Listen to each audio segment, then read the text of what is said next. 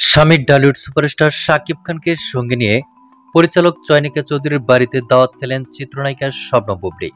এবার এমন একটা আলোচনা উঠে এসেছে সোশ্যাল মিডিয়ায়, তাই তার বিস্তারিত জানতে অবশ্যই ভিডিওটি না টেনে সঙ্গেই থাকুন।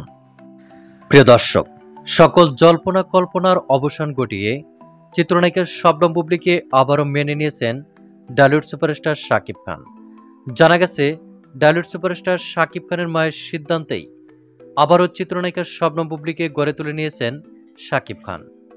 আর তার ওই ধারাবাহিকতায় চিত্রনায়িকা শবনম বুবলীর সঙ্গে বেশ কিছু স্থিরচিত্রে চিত্রনায়ক শাকিব খানকেও দেখা গিয়েছে।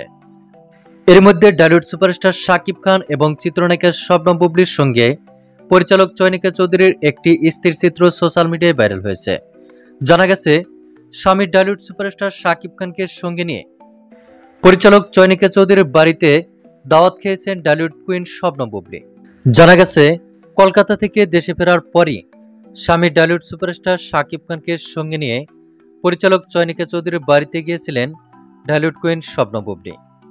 আর সেখানে গিয়েই পরিচালক চয়নিকা চৌধুরীর সহ আরো একজনের সঙ্গে ক্যামেরাবন্দী হয়েছেন শাকিব বুবলী।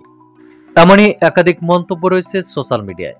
তো প্রিয় দর্শক, এ বিষয়ে আপনার কি মন্তব্য তা আপনার ধারণা মোতাবেক কমেন্ট করে জানিয়ে দিন নিচের কমেন্ট বক্সে।